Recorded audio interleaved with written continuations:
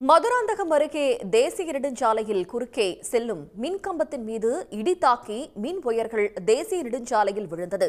இதனால் கடுமையான போக்குவரத்து நெரிசல் ஏற்பட்டிருக்கிறது. இது பற்றிய தகவல்களை தருவதற்காக செய்தியாளர் இளங்கோ இணைகிறார். இளங்கோ, எவ்வளவு நீளத்திற்கு இந்த போக்குவரத்து நெரிசலானது காணப்படுகிறது? இதனால் அங்கு எந்த மாதிரியான சூழல் நிலவுகிறது?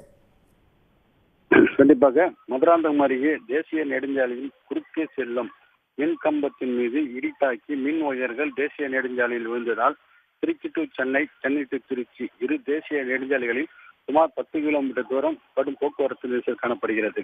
செங்கல்பட்டு மாவட்டம் மதுராந்தகம் அருகே திருச்சி டு சென்னை தேசிய நெடுஞ்சாலையில் அருகில் பனைமரம் உள்ளது. அந்த பனைமரத்திலிருந்து அருகே மின்கம்பம் உள்ளது. இந்த மின்கம்பத்தின் ஒயர்கள் பனைமரத்தின் மீது மின்சாரம் தாக்கியதில் அருகில் இருந்த மின்கம்பமும் சேதமடைந்து அதன் உயர் அழுத்த மின் ஒயர்கள் சாலையின் குறுக்கே விழுந்ததால் இந்த போக்குவரத்து நெரிசல் காணப்படுகிறது. மதுராந்தகத்திலிருந்து மேல்மருத்து வரை சுமார் 10 கிலோமீட்டர் தூரம் இதுவரை கடும் போக்குவரத்து நெரிசல் காணப்படுகிறது. இந்த போக்குவரத்து சீர் செய்ய சுமார் 1 மணி நேரத்திற்காகும்.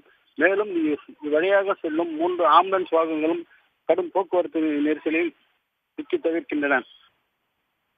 இந்த சாலையில் உள்ள திருச்சி டு சென்னை சாலையில் உள்ள போக்குவரத்தை மீண்டும் சரி செய்வதற்கு இன்னும் 1 மணி நேரமாகும். இதுவரை 1 மணி நேரத்துக்காக மேலாக இரு சாலைகளில் போக்குவரத்து நெரிசல் காணப்பட்டது.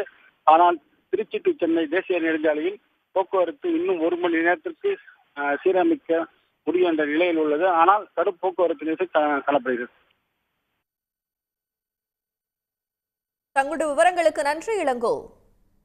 உடனுக்குடன் செய்திகளை தெரிந்து கொள்ள சன் நியூஸ் பெல் ஐகானை கிளிக் பண்ணுங்க.